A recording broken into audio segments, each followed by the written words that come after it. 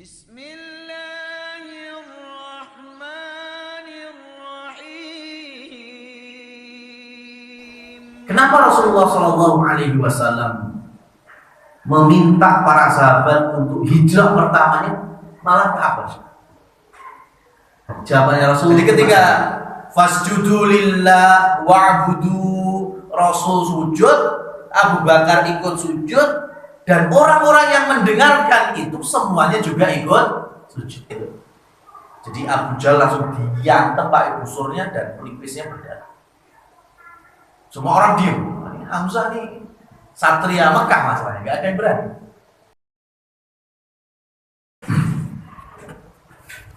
Alhamdulillahirabbil alamin. Wa bihi nasta'inuhu 'ala umuri dunya waddin. Asyhadu an la ilaha illallah wa asyhadu anna Muhammadan 'abduhu wa rasuluh.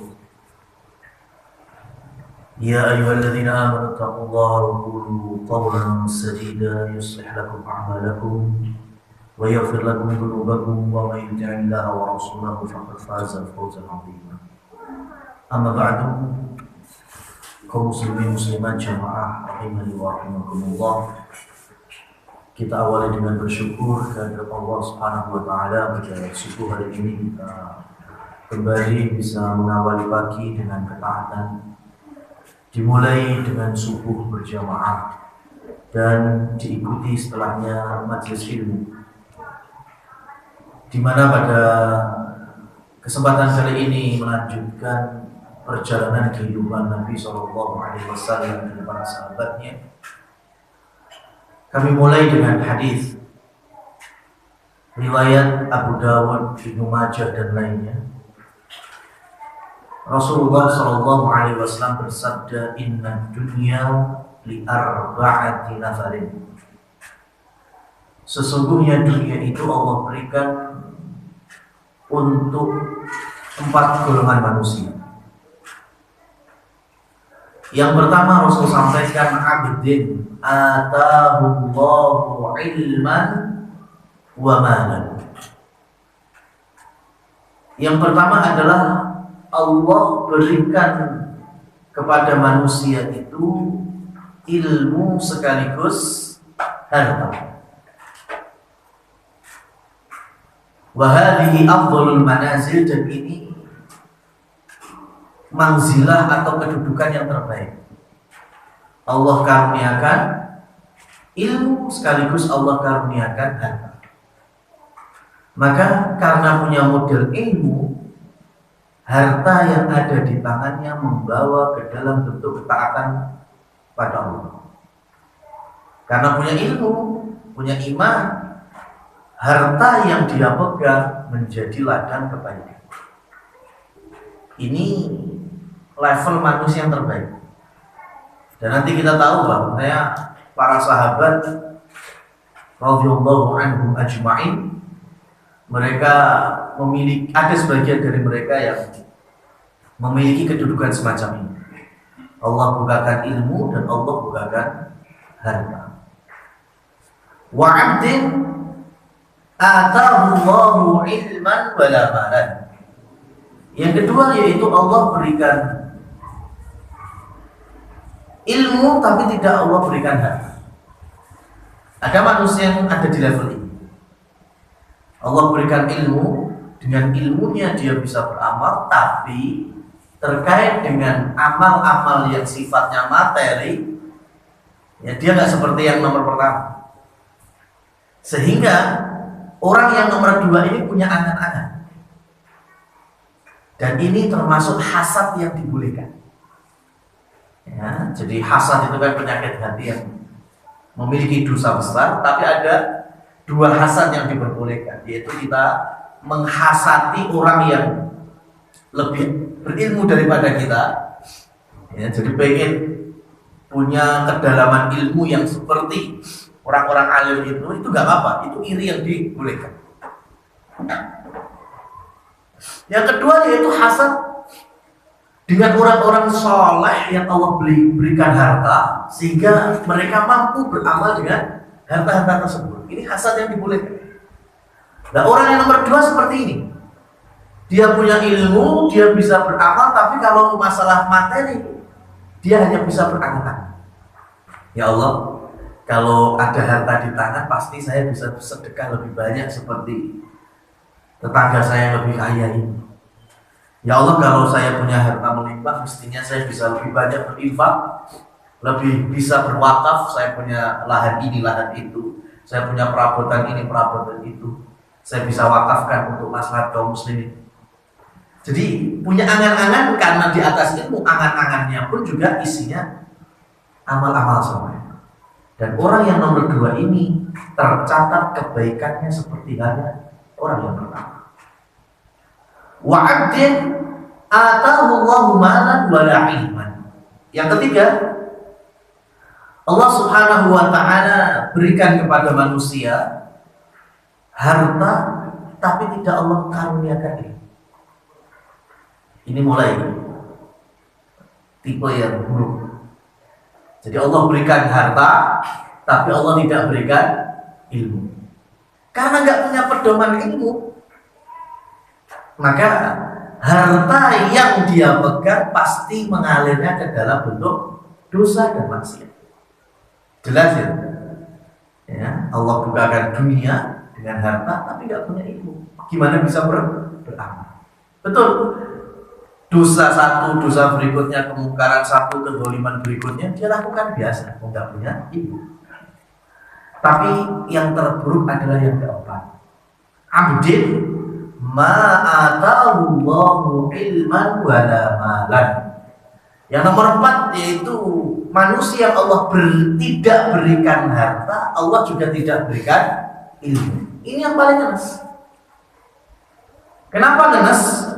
Karena Allah sudah nggak berikan ilmu, berarti dia nggak bisa beramal, nggak punya ilmunya. Tapi juga Allah tidak berikan harta, sehingga orang yang keempat ini juga punya angan-angan. Seperti yang nomor 2 tadi, nggak punya harta, dia juga punya angan-angan. Cuma karena nggak punya ilmu, angan-angannya ya elek-elek. Coba ada harta di tanganku, wah saya bisa ngajak konco-konco mendem bareng, ya kan, judi bareng, bisa membeli pelacur-pelacur itu dan lain seterusnya. Jadi angan-angannya aja yo buruk, isinya kemungkaran. Nah, orang yang keempat ini juga akan mendapatkan catatan keburukan sebagaimana nomor 3. Jemaah yang dirahmati Allah Subhanahu wa taala, ini yang kami maksudkan bahwa di saat para sahabat mendapatkan berbagai macam tindakan, bahkan mengarah kepada fisik di tahun ke-5 sejak Nabi berdakwah itu, tetapi beliau Rasulullah SAW tetap sabar supaya mereka berada di atas ini. Rasul betul-betul menanamkan dari awal ayat Allah turunkan Iqra bismi rabbikal ladzi khalaq, baca. Artinya umatnya ini memang disuruh untuk beriman. Khalaqal insana min 'alaq. Ini contohnya, ya. Bisa menjadi catatan penting jamaah yang dirahmati Allah. Kalau kita beramal di atas ilmu, maka apa saja yang akan kita lakukan atau kita kerjakan, bahkan menjadi amal-amal besar sekalipun, karena di atas ilmu, yakinlah bahwa amalan itu lebih panjang usianya daripada usia kita. Kalau kita berpijak di atas ilmu. Imam Bukhari contohnya. Imam Bukhari memiliki kitab yang fenomenal, yaitu Sahih Bukhari. Dan di dalam kitab tersebut beliau memberikan pakem al-ilmu qabla al-qawli wal amal. Ilmu sebelum berucap, sebelum beramal. Dan Imam Bukhari ketika wafat, sampai hari ini kaum muslimin pun masih ngaji kitab Sahih Bukhari. Jadi amal beliau, karya beliau itu lebih panjang usianya daripada umurnya sendiri.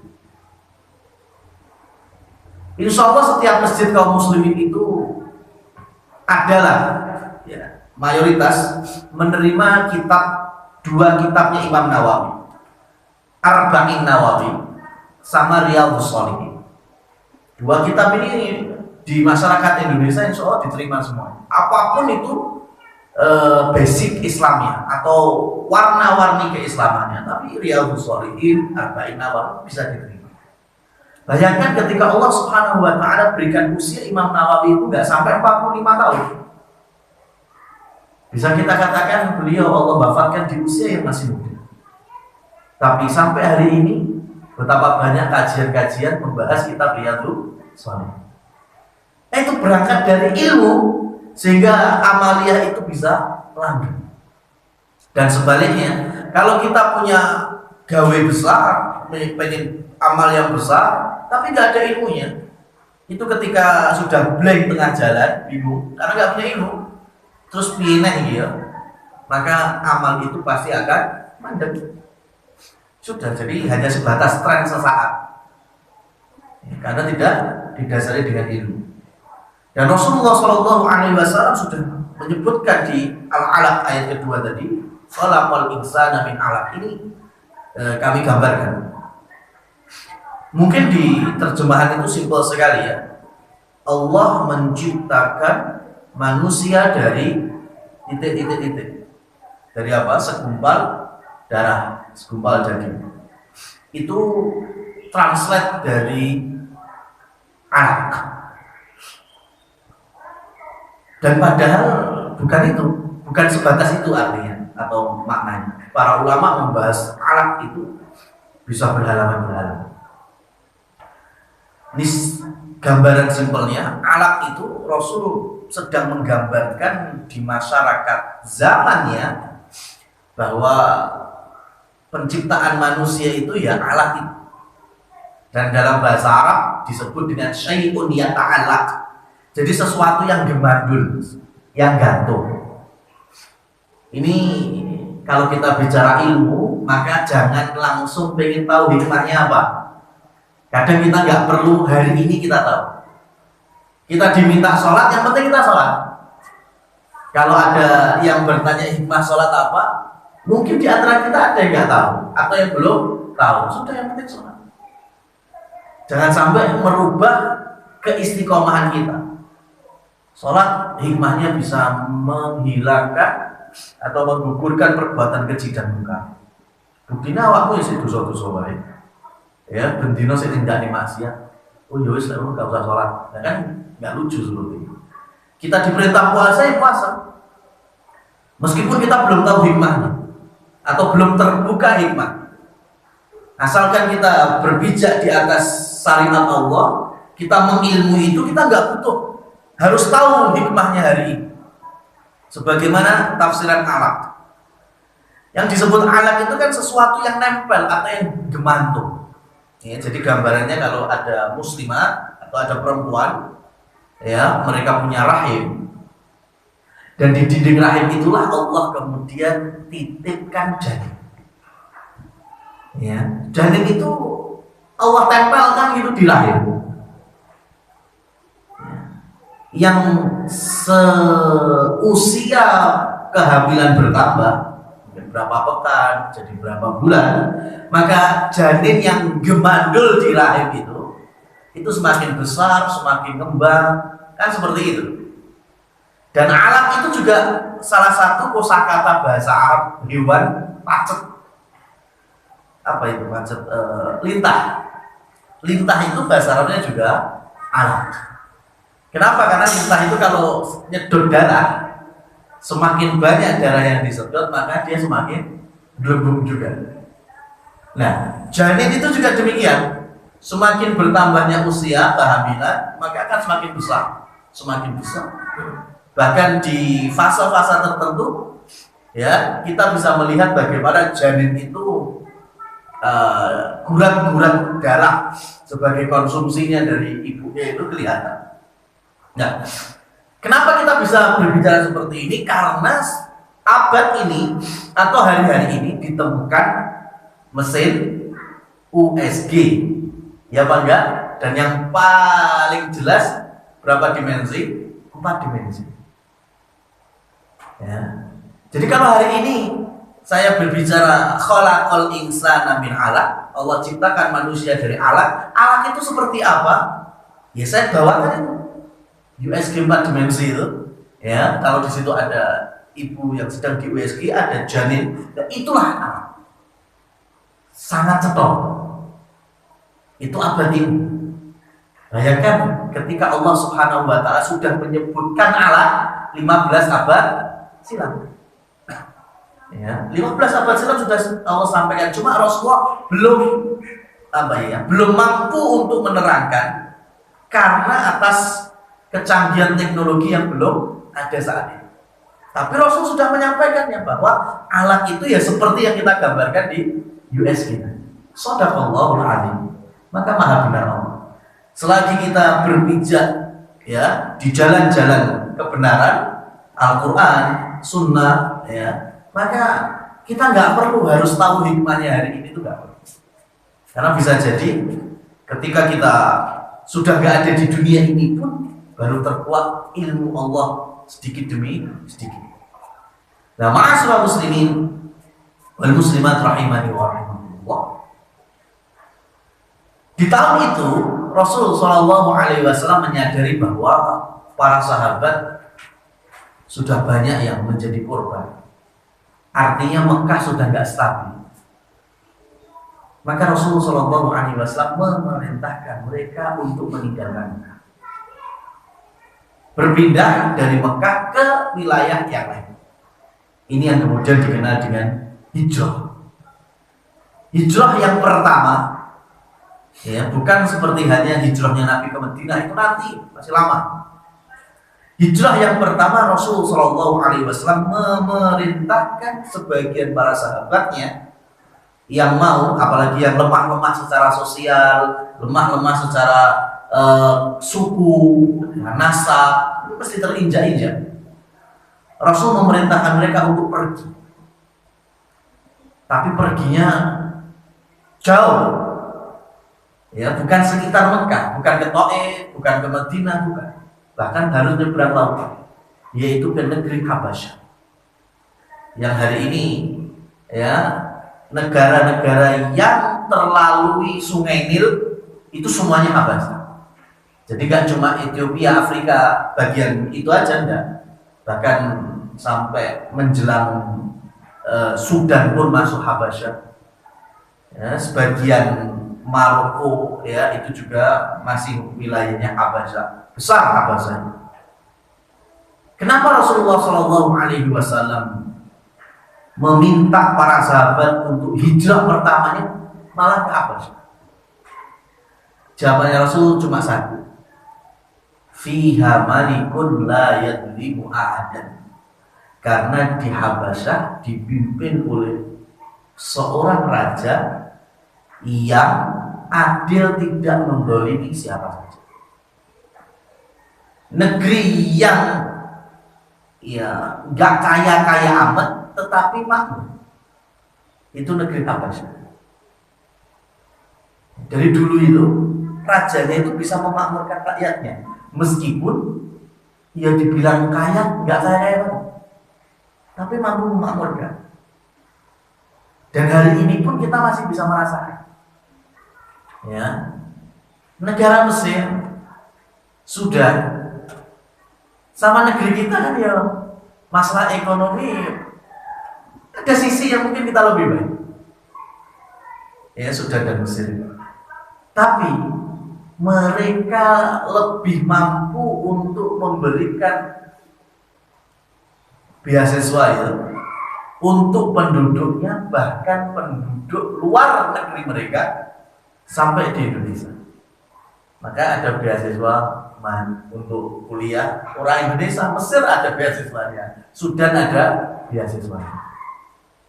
Jadi kemakmuran dalam segi pendidikan hari ini, ya, itu bagian dari kemakmuran yang telah dibangun oleh Habasyah di era lalu.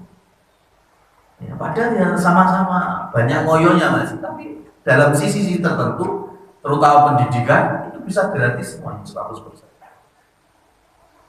Dan dari situlah awal sekolah tinggi itu kan di daerah Al-Fas. Ya, Al-Fas itu daerah sebagian Maroko.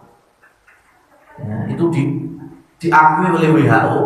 Cuma yang diflorkan itu kan universitas tertua adalah Al-Azhar Gayo.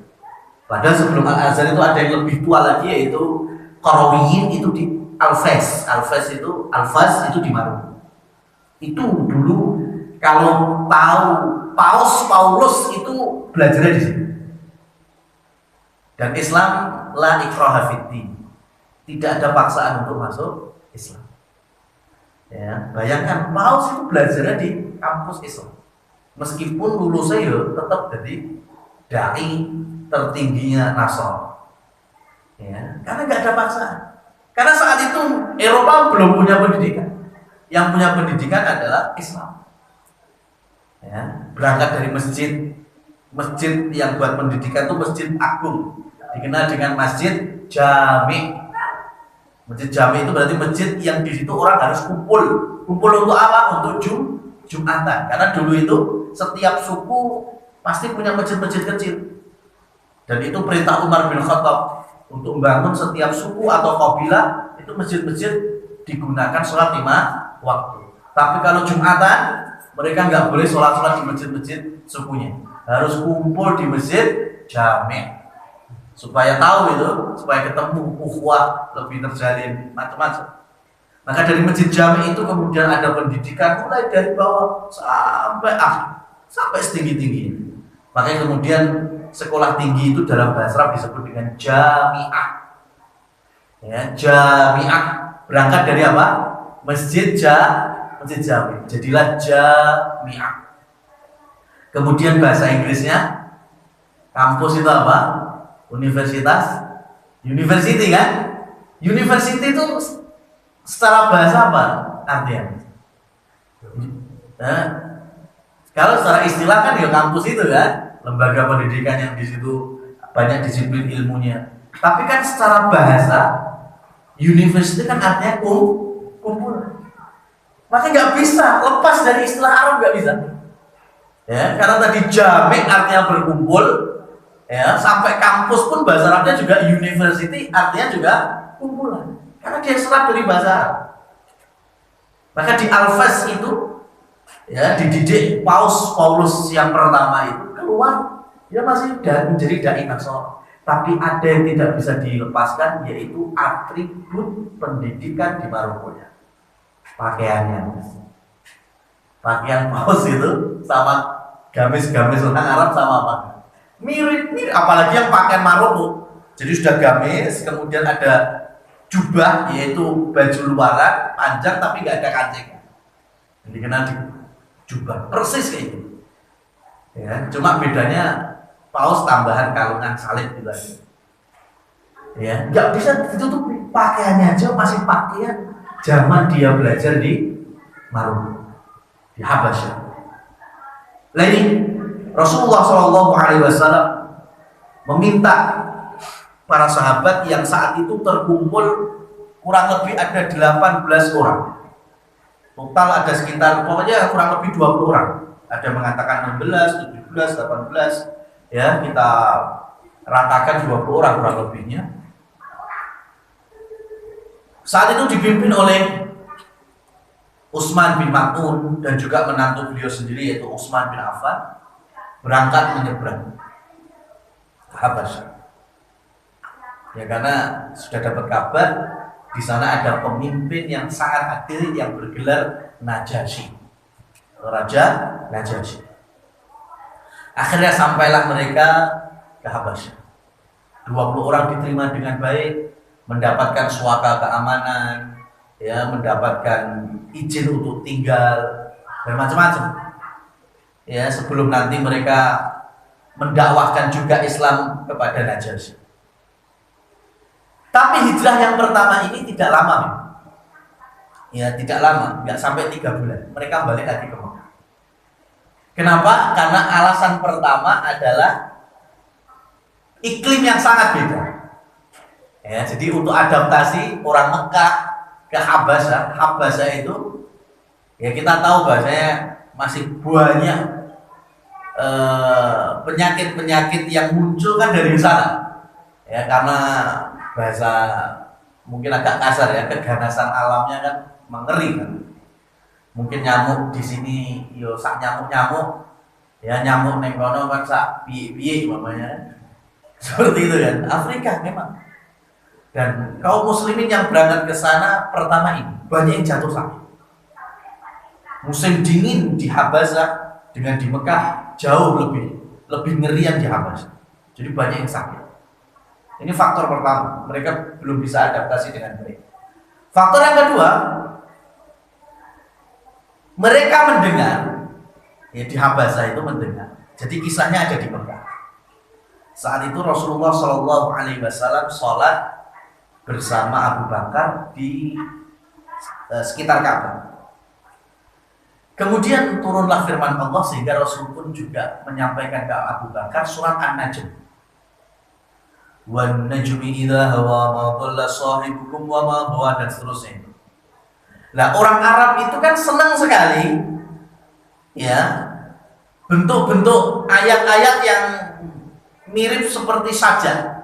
Sajak itu yang akhirnya sama. Ya, dan An-Najm banyak sekali akhirannya sama. Wan najmi idza hawa ma dhalla sahibukum wa ma huwa wa ma yantiqu 'anil hawa in huwa illa wahyu yuha 'allamahu syadidul quwa. Ini kan mirip-mirip. Maka mereka langsung fokusnya ke situ. Yang ada di Masjidil Haram, fokusnya di situ.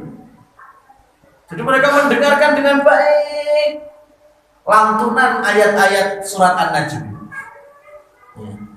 Dan itu sampai ayat-ayat terakhir.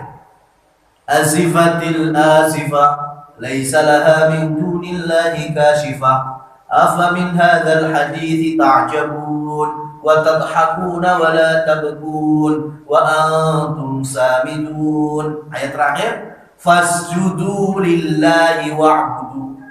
Bunyi ayat terakhir adalah fasjudu lillah, sujudlah kalian kepada Allah. Dan saat itu Rasul Shallallahu Alaihi Wasallam langsung sujud, ditemani oleh Abu Bakar. Dan saking takjubnya masyarakat Mekah dengan ayat ini, mereka juga refleks ikut sujud. Karena mereka terkesima dengan ayat firman Allah tadi. Jadi ketika fasjudu lillah wa'budu, Rasul sujud, Abu Bakar ikut sujud, dan orang-orang yang mendengarkan itu semuanya juga ikut sujud. Dan orang-orang dari kejauhan, mereka melihat kondisi musyrikin Mekah, lah kok sujud bareng Muhammad. Maka berita ini mulai nyebar. Ya, berita ini mulai nyebar. Orang-orang Quraisy yang awalnya muslim Muhammad ternyata sudah menjadi pengikutnya Muhammad. Buktinya apa? Mereka sujud bareng. Ya, jadi kayak seakan-akan Rasul ngimami, mereka menjadi makmum.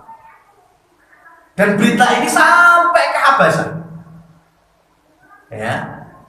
Tersebar sampai ke Habasah. Maka ini yang kalau bahasa saya sendiri itu huwak pertama kali di sirah Nabi ya ini.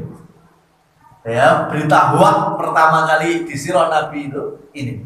Berita apa? Bahwa masyarakat Mekah sudah pada masuk Islam. Dengan tragedi tadi, sujudnya mereka mengikuti Rasulullah SAW. Maka mendapatkan berita, masyarakat Mekah sudah masuk Islam. Ya sudah, kita balik. Karena otomatis aman, sudah jadi muslimin semua. Maka benar, atas dua perkara tadi, adaptasi yang susah, kemudian masyarakat Mekah sudah masuk Islam beritanya, maka yang dari Habasah mereka pun akhirnya balik ke Mekah.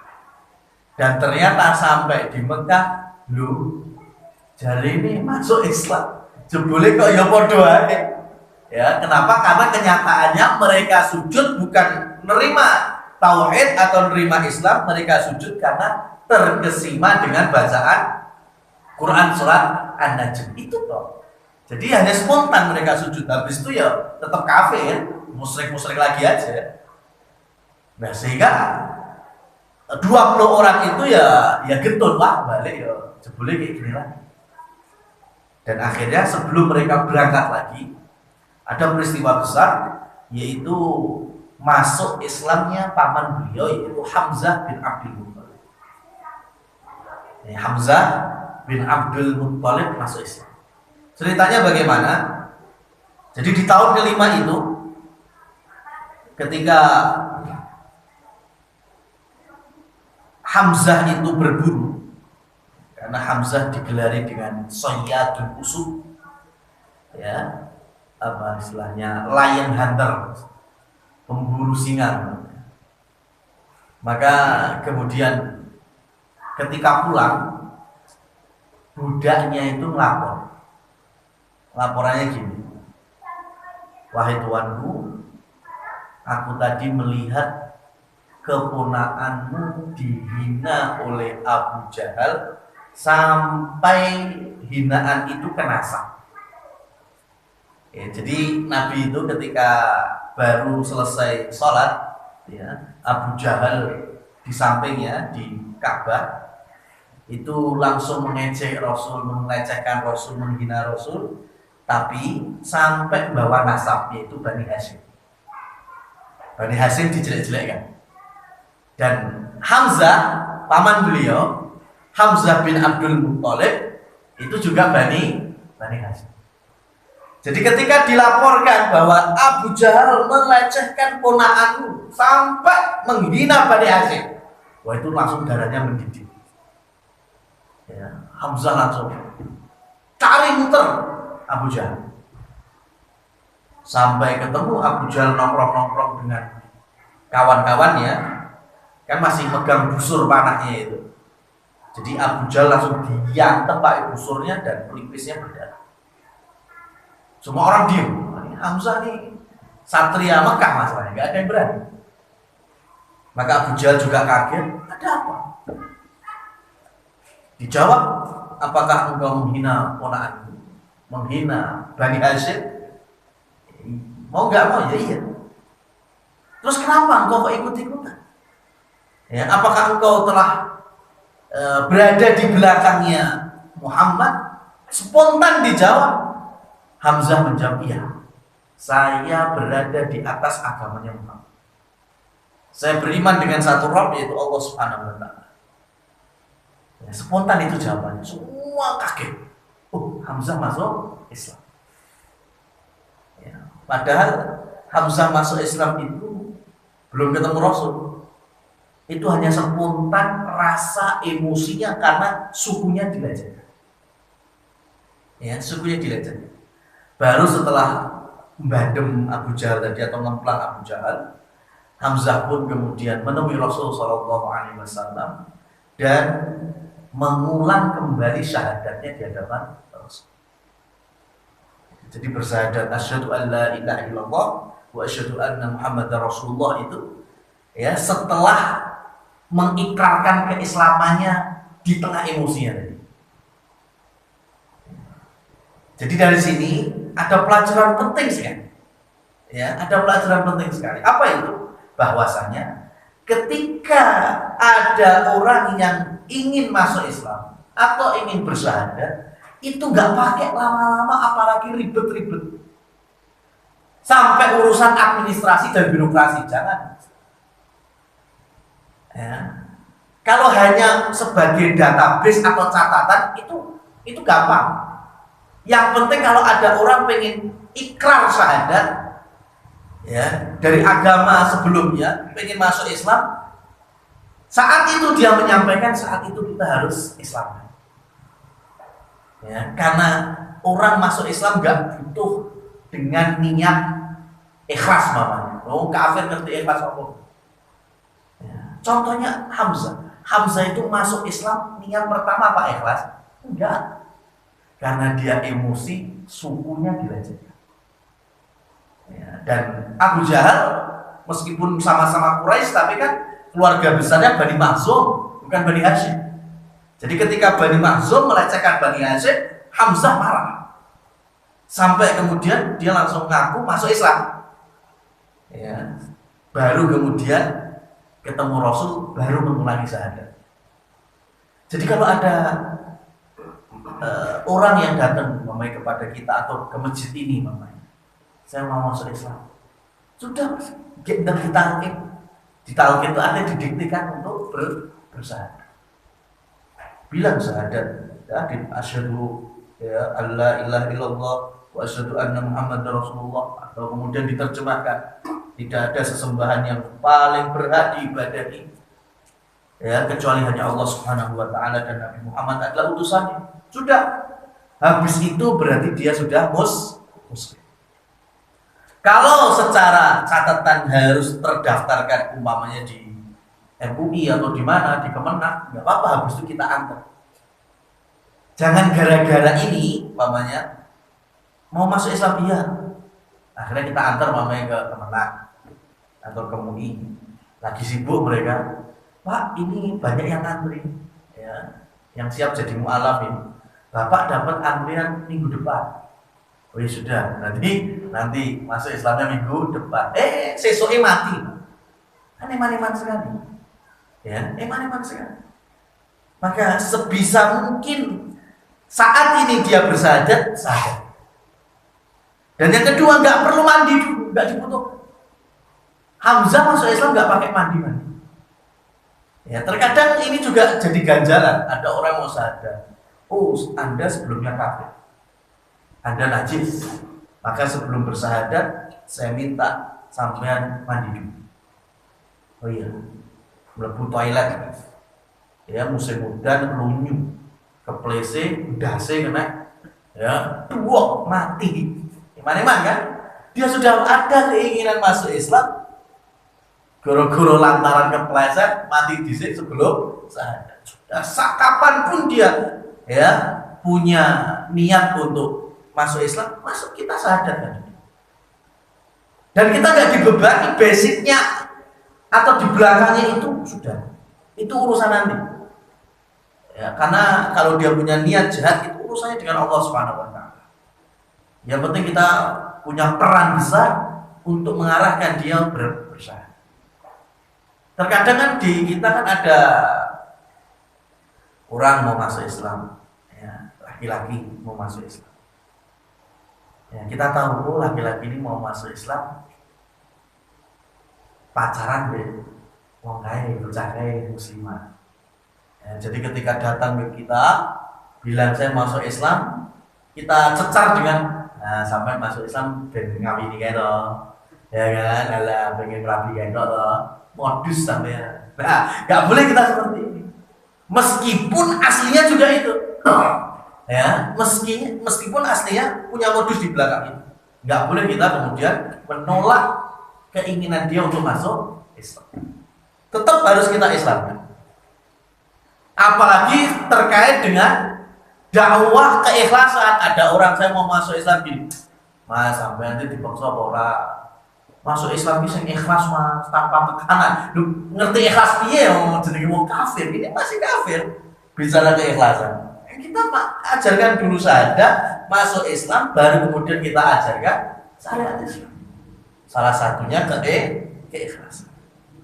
Nah, ini contoh realnya yaitu paman beliau sendiri, Hamzah bin Abdul Muthalib. Simple beliau. Bahkan tidak ada niat keikhlasan pertama, enggak ada. Betul-betul atas dasar emosional. Tapi ketika di hadapan Rasul bersyahadat, Rasul pun senang. Rasul pun kemudian tambah sayang terhadap pamannya. Ya, dan akhirnya Hamzah pun jadi orang beriman yang sangat baik imannya. Bahkan nanti bergelar ya yang tadinya Sayyadul Usud ganti berubah menjadi Asadullah, singa Allah Subhanahu wa taala. Masya Allah. Nah ini ya. Dan Hamzah itu memang secara usia ya itu jangan dipikir Hamzah itu paman Nabi, jadi paman Nabi usianya jauh lebih tua dan Nabi ponakannya berarti jauh lebih muda, enggak seperti itu. Hamzah itu 2 tahun lebih tua dari Rasul. Berarti kan meskipun Pak Le, tapi secara umur balaan. Meskipun pamannya betul, karena Hamzah bin Abdul Muthalib. Berarti Abdul Muthalib ayahnya Hamzah dan kakeknya Nabi. Karena Hamzah saudara dari Ali, saudara dari ayah Rasul sendiri Abdullah. Tapi secara usia baraan. Jaraknya cuma 2 tahun. Bahkan Hamzah sama Rasul sama-sama pernah disusui oleh Thuwaibah. Menjadi satu susuan. Jadi selain Pak Lek, paman dan ponakan, Nabi dengan Hamzah juga menjadi saudara sepersusuan. Makanya nanti di Madinah Rasul Shallallahu Alaihi Wasallam sebelumnya menikahi putri Abu Bakar Aisyah. Kemudian Rasul menikahi putri Umar bin Khattab Hafsah. Ya, jadi putri-putri sahabat terdekatnya itu menjadi istri Rasul Shallallahu Alaihi Wasallam. Maka nggak heran kalau sebagian sahabat menjamil Rasul dan berkata, ya Rasulullah, engkau telah menikahi putrinya Abu Bakar sahabatmu. Engkau telah menikahi Hafsah putrinya Umar juga sahabatmu. Kenapa engkau tidak menikahi sekalian putrinya Hamzah? Ya, putrinya Hamzah. Kan harusnya gini, Hamzah apanya Rasul? Paman. Berarti kalau putrinya Hamzah sama Rasul apa? Sepupu. Sepupu kan bukan mahram, berarti kan boleh nikah. Tapi Rasul Shallallahu Alaihi Wasallam menjawab, enggak, saya nggak bisa menikahi putrinya Hamzah. Kenapa? Karena dulu saya dengan Hamzah itu sepersusuan. Berarti anaknya Hamzah meskipun keponakan sepupu saya, tapi dia ibarat anak bagi saya. Kenapa? Karena orang tuanya satu persusuan. Berarti putrinya Hamzah ibarat putrinya Rasul. Jadi Rasul nggak bisa menikahi. Itu salah satunya kenapa Rasul tidak menikahi putrinya Hamzah. Padahal sahabat-sahabat yang dekat dengan Rasul itu menjadi mertuanya Rasul. Rasul menjadi menantu seperti Abu Bakar dan Umar. Nah, ma'asyiral muslimin wal muslimat rahimani wa rahmakumullah tabaraka wa ta'ala. Semenjak keislaman Hamzah, maka muslimin di Mekah juga semakin kuat. Muslimin di Mekah semakin kuat. Dan lagi-lagi Rasul Shallallahu Alaihi Wasallam memerintahkan untuk mengumpulkan kaum muslimin berangkat kedua kalinya ke Habasyah. Ya, saat itu semakin banyak yang ikut. Ya, semakin banyak. Jadi sudah terkumpul kurang lebih 70-an laki-laki dan perempuan. Dipimpin nantinya oleh Utsman bin Affan, menantu Rasul sendiri. Nah, di saat kaum muslimin sudah semakin banyak yang sanggup ke sana atas perintah Rasul SAW. Jadi ini memang kunci suksesnya dakwahnya Nabi Muhammad itu di saat masyarakatnya betul-betul sami'na wa ata'na. Bahkan terkadang kesopanan sahabat itu ketika ada perintah, mereka bertanya, ya Rasul, ini wahyu atau ini inisiatif pribadi? Kalau ini wahyu berarti ya mereka nggak ada komplain sama sekali kan? Sami'na wa ata'na. Tapi kalau itu sebatas inisiatif, maka kadang mereka punya usul dan usulnya diterima oleh Rasul. Ya, jadi catatan penting selanjutnya yaitu bagaimana umat yang bisa patuh terhadap Rasul. Nabi Soleh itu ketika berpesan kepada masyarakatnya, kaum soleh, beliau punya unta. Saat itu diberikan perintah oleh Allah, Soleh kamu keluar dulu. Ada perintah dari Allah, keluar dari kampungnya, dari wilayahnya. Dan Nabi Soleh berpesan kepada kaumnya, saya punya unta, kalian saya amanai, gak usah bawa apa-apanya unta. Jarno, sanggup. Umatnya sanggup. Untanya Nabi Soleh tidak akan diapa-apai. Nabi Soleh pun pergi. Selang beberapa waktu kemudian balik, Nabi Soleh marah. Kenapa? Untone dibeli. Kurang ajar, ya. Kaumnya ini kurang ajar. Dipeseni gak usah diapa-apa, balik dibeli. Dan Allah kekalkan kisah ini dalam firman-Nya, fakadzabu. fa'aqaruha. Mereka mendustakan Saleh, mereka menyembelih untanya Saleh. Maka Allah pun murka, fadamdama alaihim rabbuhum bidzambihim fasawwaha. Maka Allah kemudian turunkan azab hanya karena masyarakat yang tidak patuh terhadap nabinya. Padahal unta itu kan binatang halal, disembelih malah bagus buat korban juga. Tapi karena ini mereka istilahnya tidak patuh atau balilu dari perintah nabinya, Allah azab, ya Allah berikan bencana ya. Wilayah mereka, rumah mereka semuanya rata dengan tanah. Hanya karena mereka tidak taat kepada Nabi. Nabi Nuh, ya, da'autu qaumi laila wa nahara wa lam yazid du'ai illa firara. Ya Allah, aku ini sudah siang malam dakwah 950 tahun lagi. Ternyata kaumnya bukan menerima, malah nutup kuping mereka. Ada yang kabur, ada yang nutup kuping. Enggak mau dengar. Maka akhirnya Nabi Nuh ya berdoa kepada Allah, la tadar ya minal kafirin dayar, ya Allah jangan engkau sisakan di muka bumi ini rumah-rumah yang mengkafirkan, yang tidak mau mentauhidkan. Allah azab rata saat dunia. Ya, Masya Allah, hanya karena tidak mengindahkan perintah Rasul. Nah, dari sini dalam kisah Rasul Shallallahu Alaihi Wasallam, ya, apalagi terkait dengan musibah-musibah alam zaman Nabi, ya, di Medina itu ada gunung Uhud. Di Medina itu ada gunung Uhud. Dan Uhud itu pernah gempa. Ya, Uhud itu pernah gempa. Saat Nabi ada di atasnya Abu Bakar, Umar, Utsman. Apa yang dilakukan oleh Rasul? Rasul idek itu Uhud, ya Uhud, wa ma 'alaika illa nabi wasiddiq wasyahid. Menang Uhud, mandek. Karena di atasmu tidak ada orang kecuali seorang nabi, seorang siddiq yaitu Abu Bakar, dan 2 orang calon syahid yaitu Umar bin Khattab dan Utsman bin Affan. Diam Uhud. Ya, diam Uhud atas perintah Rasul. Karena ada orang yang super soleh di atasnya. Ya. Zaman Umar itu juga mengalami gempa di masanya. Medina gempa. Kalau Umar, Masya Allah, ada 2 perkara yang beliau kerjakan. Ketika gempa di Medina, yang pertama adalah Umar ajak ngomong gempa. Ya, ini saking solehnya Umar. Gempa terjadi itu ditepuk-tepuk.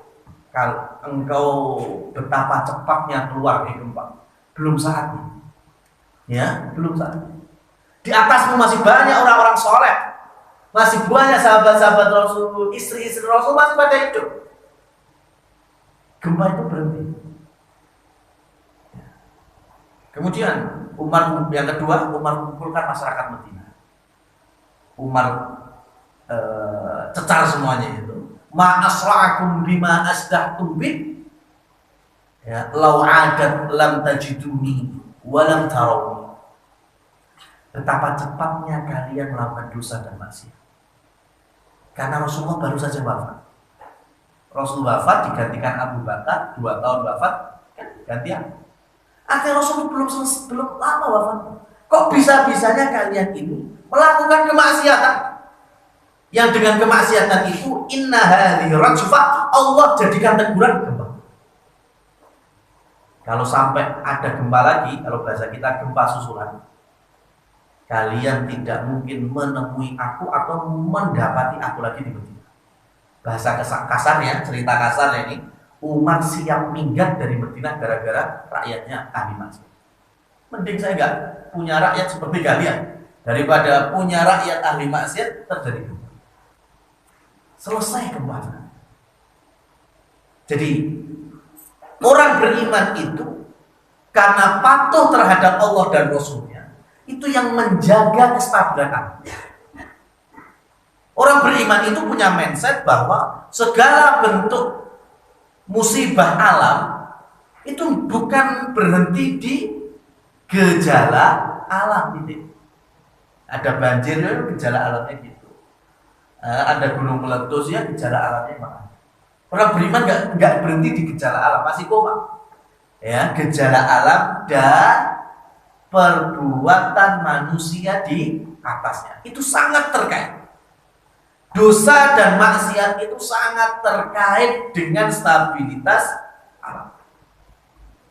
Dan itu yang mengatakan bukan kita, bukan kami, tapi orang-orang saleh yang langsung mendapatkan ilmu itu dari Rasulullah Shallallahu Alaihi Wasallam. Ya, karena kesolehan itu yang bisa menstabilkan. Jadi jangan kemudian apamanya kita hidup di Indonesia, kita dakwahkan semacam ini. Ayo kita taat, ayo kita isi dengan amal soleh supaya ya lingkungan kita juga baik, alam kita juga stabil. Ya, terkadang dengan alasan kita ini memang tinggal di cincin api, ya kan? Pakai ilmiah, kita nggak menafikan itu. Kita tinggal di cincin api. Jadi kalau memang di situ ada keretakan lempeng karak apa lempeng apa? Ya, penting ada lempengan sehingga yuk biasa gempa itu, ya gunung meletus juga biasa. Maka kita jawab, oke, kita tinggal di tempat yang memang sangat mudah untuk gempa atau sangat mudah untuk gunung meletus. Pertanyaan sekarang satu, kenapa harus sekarang? Ya, kenapa Allah turunkan sekarang? Kan bisa Allah turunkan nanti, ya bang ya, bisa. Allah turunkan nanti bisa. Kenapa mesti sekarang? Dan itu beriringan, berganti. Karena ini jawabannya nggak bisa dijawab lebih akal, kan? Ini bisa dijawab dengan keimanan. Ya, dijawab dengan keimanan. Madinah yang saat itu awalnya apa istilahnya bakteri, virus, ya penyakit ada, Rasul hijrah, Rasul doakan, kemudian masyarakat soleh Allah cabut. Padahal awalnya sumber virus, sumber bakteri itu Yasrib. Yasrib itu kan nama keburukan. Saking ngelai daerah disebut daerah penyakit. Ya, jadi secara ilmiahnya Madinah itu dulu buruk tempatnya. Tapi ketika Rasul datang dan soleh semuanya, maka Allah cabut keburukan. Dan nanti akhirnya Madinah juga gempa sebagai bukti akhir zaman. Madinah juga nanti gempa. Tapi kan nanti di zaman Nabi jarang gempa itu. Kenapa? Karena masih soleh-soleh. Nah ini yang kita ingin tanamkan bahwa kita memang hidup di wilayah-wilayah semacam tadi ya secara ilmiahnya, tapi kita berharap supaya bencana ataupun ketidakstabilan alam itu bukan di zaman kita selagi kita masih taat kepada Allah dan Rasul.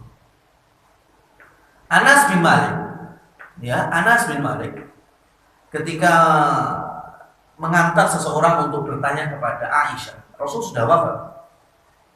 Orang ini bertanya hadisnya an zilzal, wahai ibu kita yaitu Ummul Mukminin Aisyah, terangkan kepada kami terkait dengan gempa, bencana alam itu ya.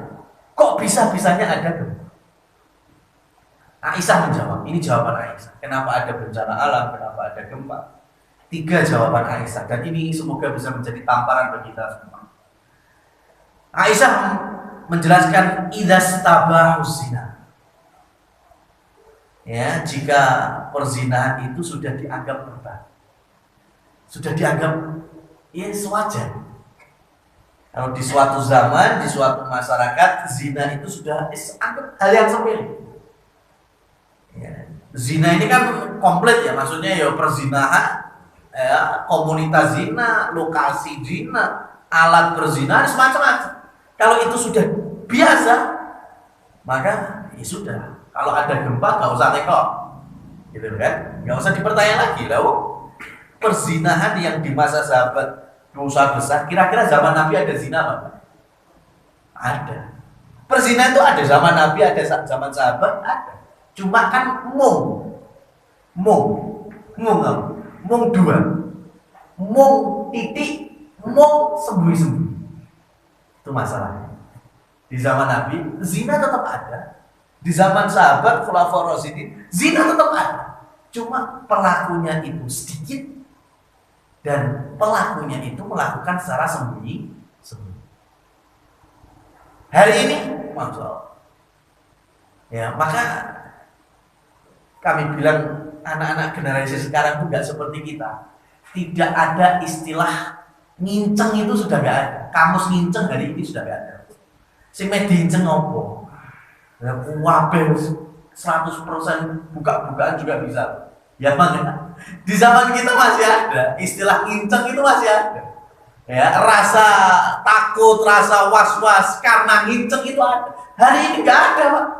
Ya, nggak kenal istilah nginceng, nggak kenal. Lo pengen opo, enek apa? Kebuka semuanya. Ya. Lalu bagaimana kemudian Allah tidak murka? Dan ini ucapan ibu kita semua, Aisyah radhiyallahu ta'ala anha. Wa yashrabuna al-khumur. Dan yang kedua, ketika minum minuman memabukkan itu juga dianggap biasa. Wa yadribuna bil ma'azif. Dan mereka di saat joget-joget, nari-nari dengan alunan-alunan musik. Lengkap tiga-tiganya di zaman sahabat, nyaris ya ada tapi semuanya minim. Di zaman kita kalau nggak ada tiga ini seakan-akan nggak meriah. Ya. Maka ya Aisyah masih menganjurkan, inilah setidaknya singgawe ya kita agak tenang. Kalau kemudian Allah Subhanahu wa ta'ala dari bencana alam itu mentakdirkan ada kurban, maka kalau itu dari golongan muslimin, ya, orang-orang beriman, maka itu sebagai rahmat Allah wa busyra, dan kabar gembira. Jadi kalau ada bencana apapun, kok ternyata korbannya ada dari orang beriman, itu rahmat Allah, itu kabar gembira. Tapi kalau korbannya dari orang-orang kafir, ya, korbannya dari orang-orang yang tidak beriman, maka itu azab yang disegerakan. Nah, ini salah satunya yang setidaknya yang memotivasi bagi kita supaya kita bisa sabar ketika menghadapi ujian. Karena orang beriman ketika diuji, maka di situ turun rahmat. Nah, ma'asyiral muslimin wal muslimat rahimani wa rahmatullah ta'ala. Sekali lagi bahwa alam ini sangat ada kaitannya dengan amal perbuatan kita. Jauh selepas itulah di negeri bagian barat, yaitu Eropa, itu Islam bahkan sempat berjaya 400 tahun atau kurang lebih 4 sampai 5 abad di sana, di tanah Andalus, Spanyol, Portugal dan sekitarnya, dengan khalifah saat itu Abdurrahman An-Nasir. Abdurrahman An-Nasir pemimpin tertinggi di Andalusia, dan beliau tahu bahwasanya kehidupan masyarakat itu butuh orang yang soleh. Karena beliau paham zaman Umar itu ketika mimpin gubernur Syam, Damaskus, ibu kotanya, itu adalah Muawiyah bin Abi Sufyan. Muawiyah bin Abi Sufyan jadi pemimpin, Umar juga mengutus untuk orang alimnya Ubadah bin Samit. Dikirim juga ke Syam. Tapi beberapa tahun kemudian Ubadah bin Samit kok enak yang Madinah. Umar kan kaget. Ubadah, kan tak tugasnya dinasmu neng Syam. Kenapa balik ke Madinah? Jawabnya Ubadah, ya Amirul Mukminin, saya ini lagi gesekan sama Muawiyah. Banyak kebijakan Muawiyah yang saya nggak setuju. Daripada saya menjadi rakyat yang membangkang terhadap pemimpinnya, saya kan nggak mau seperti itu. Mending saya balik ke Madinah. Umar menjawab, masalahmu Mbak Muawiyah bisa dirembuk, bisa dimusyawarahkan.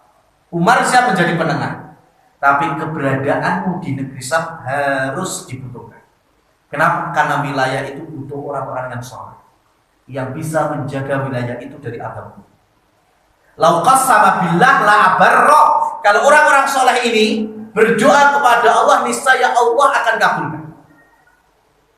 Jadi penting tinggal di lingkungan yang soleh, lingkungan yang ngerti agama, lingkungan yang masya Allah memakmurkan lucu, itu kenikmatan sekali.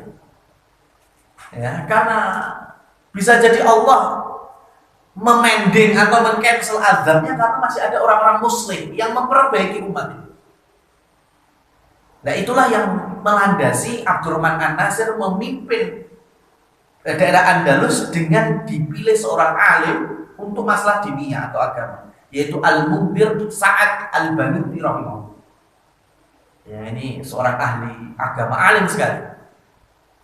Dan suatu ketika Andalusia itu paceklik lama sekali. Maka Abdurrahman An-Nasir otomatis bersinergi dengan Al-Banuti, pemimpin agama di wilayah Andalus. Gimana ini? Ya sudah, kita adakan, kita jadwalkan sholat istisqa. Ketemu hari H jam sekian pagi kita sholat istisqa. Maka di waktu yang sudah dijadwalkan, Imam Baluti sebagai ketua panitia otomatis untuk sholat istisqa, seluruh warga Andalusia di lapangan sudah kumpul semuanya. Kemudian ditunggu Abdurrahman An-Nasir pemimpinnya yang harusnya menjadi imam gak teko-teko. Semakin siang ini belum datang. Maka Imam Al-Baluti meminta asistennya atau ajudannya untuk menemui khalifah di istananya, panggil, sampaikan bahwa rakyatnya sudah siap untuk sholat istisqa. Berangkat ajudannya, balik laporannya gini, wahai imam, bilang ke Imam Baluti, tidaklah aku melihat khalifah melainkan semenjak aku datang sampai aku balik dalam kondisi sujud berdoa yang sangat khusyuk. Bahkan aku melihat air yang ada di wajahnya, ada sambil nangis.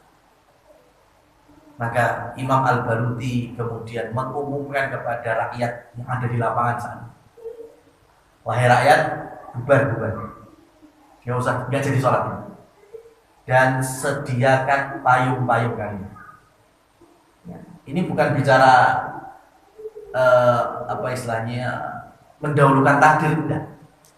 Imam Baluti dengan keyakinannya ya sudah menyampaikan kepada rakyatnya, hari ini insya Allah hujan. Dari mana? Nah ini ucapan beliau kemudian yang ditulis dalam tinta emas sejarah Islam. Idza khasha'a jabbarul ardi rahima jabbarus sama.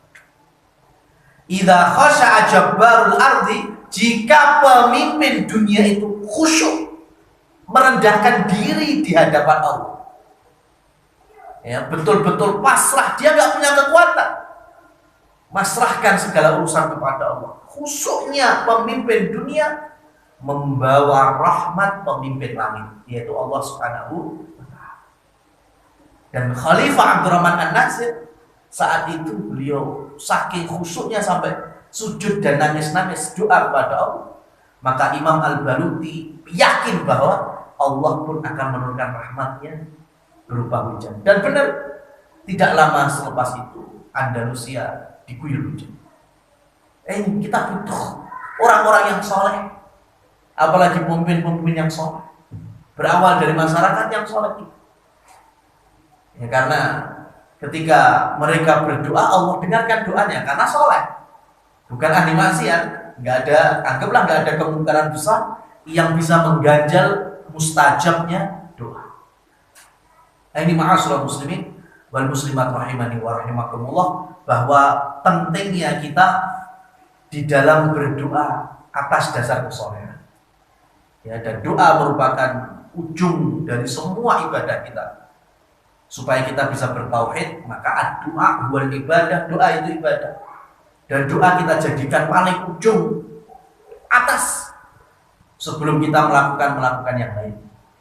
Ya, kita berdoa supaya saudara-saudara kita yang Allah wafatkan dengan bencana alam seperti Semeru ini, ya, dilapangkan kuburnya, ya, diberikan catatan-catatan kebaikan. Allahumma ighfir lahu warhamhu wa'afihi wa'fu anhu. Dan bagi yang Allah selamatkan, kita juga doa semoga Allah istiqomahkan dalam kondisi tauhid, imannya nggak ucul, ya, sabar, tetap bisa berkreativitas, tetap semangat di dalam menjalani hidup. Dan selanjutnya, mungkin di antara kita yang ada Allah berikan lebih materi, silakan untuk mendonasikan hartanya atau yang dia miliki melalui jalur-jalur yang amanah yang kita tahu, ya. Atau mungkin di antara kita ada yang Allah lebihkan kekuatan fisik, ya monggo, ya kalau bisa membantu menjadi relawan. Ya, tapi ujungnya kita semuanya doakan kebaikan bagi saudara-saudara kita. Dan sebagai catatan akhir, ketika kita berusaha berilmu, ya, dan mengamalkan sesuai konteks ilmu tersebut, berangkat dari surat Al-A'raf ayat 31, 30 atau 31, saya lupa, nanti bisa dikoreksi kalau saya salah.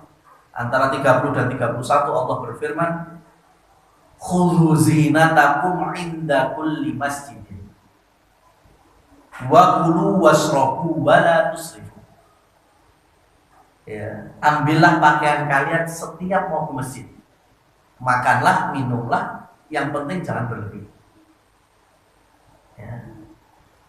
Ini ayat Imam Ibnu Qayyim juga menjelaskan, bahkan ulama-ulama berikutnya juga menjelaskan, bahkan ada kitab bagus sekali yaitu Al-Quran Syifa, Quran sebagai penyembuh.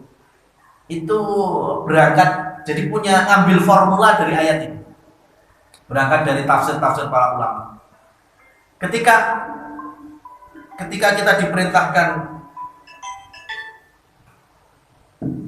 untuk mengambil pakaian, ya, berpakaian sebelum ke masjid. Kalau laki-laki kira-kira ke masjidnya sholat berapa kali sehari semalam? 5 kali kan? 5 kali. Berarti kan kita diperintahkan pakai baju untuk ke masjid sehari semalam 5 kali. Baju yang bagus, maksudnya bagus itu yang bersih, rapi untuk bertemu dengan Allah Subhanahu wa taala. Maka ayat ini ketika ada perintah mengenakan pakaian untuk ke masjid dan laki-laki ke masjidnya standarnya 5 kali. Kemudian ayat selanjutnya kan langsung ketemunya masalah makan dan minum.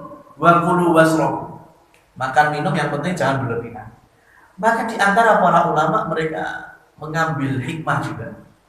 Kalau kita diperintahkan oleh Allah memakai baju ke masjid aja 5 kali sehari, berarti ketika kita makan pun juga bisa disamakan dengan ke masjid.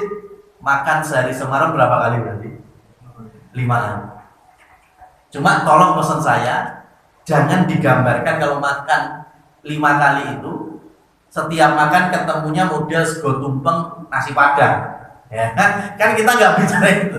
Yang kita bicarakan berarti kan bagaimana 5 kali itu porsi yang perlu dibicarakan, menunya apa, ya, kandungan gizinya apa. Itulah yang tadi sempat kita sampaikan Korowiin, yang kemudian ada kampus pertama itu. Di zaman itu masjid itu biasa mereka membawa maslahat untuk kaum muslimin, salah satunya makanan. Dan setiap muslimin masuk masjid itu mesti ada makanan. 5 kali masuk masjid berarti ada 5 kali makan. Ya, bagi siapa yang mau silakan makan. Cuma kan saat itu, contohnya gini gambarannya. Duhur muslimin masuk masjid, sholat, di masjid ada kurma. Hanya kurma, ya bayangkan kurma sepiro. Hanya kurma, nggak ada yang lain. Nanti asar, ya asar masuk masjid lagi, sholat, ada anggur atau anggur yang dikeringkan, kismis misalnya. Nanti maghrib, ya sholat di masjid ada juga orang yang mensedekahkan hartanya, di antaranya itu gandum, roti gandum. Jadi bayangkan 5 kali ke masjid ada 5 kali makanan, tapi dengan jenis-jenis yang ya nggak seperti kita tadi gambarnya sego tumpeng padang, limo padang kan ya jadi apa itu ya. Artinya porsi yang cukup, kandungan gizi yang cukup, maslahat yang cukup, masya Allah. Dan sebenarnya tidak ada dalil kan, harus sehari semalam makan 3 kali itu kan nggak ada dalilnya. Sehari 2 kali, sehari sekali juga nggak ada dalilnya. Dan para ulama ketika menafsirkan ini bukan sembarangan, karena mereka berangkat dari hadis Rasul terkait dengan Dajjal. Dajjal nanti turun di muka bumi, keliling dunia ini. Sahabat tanya berapa lama? Rasul menjawab arba'ina yauman, ini salah satu riwayat, 40 hari. Dajjal keliling dunia itu 40 hari. Yang hari pertama panjangnya seakan-akan setahun bagi kalian.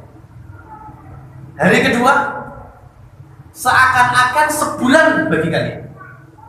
Hari ketiga semisal sepekan bagi kalian.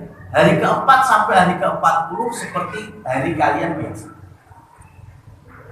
Bayangkan itu, ya, 40 hari tapi hari pertama supaya jadi setahun. Panjangnya rotasinya itu. Maka sahabat cerdas. Ya. Sahabat tahu mereka nggak nebi Dajjal, tapi mereka membawa ilmu ke generasi berikutnya.